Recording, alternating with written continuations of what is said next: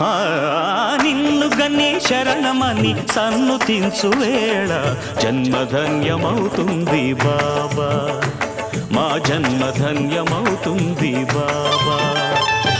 దాతవని తలచుకొని జోతలిడే వేళ దైవం తల ఊపుతుంది కాదా.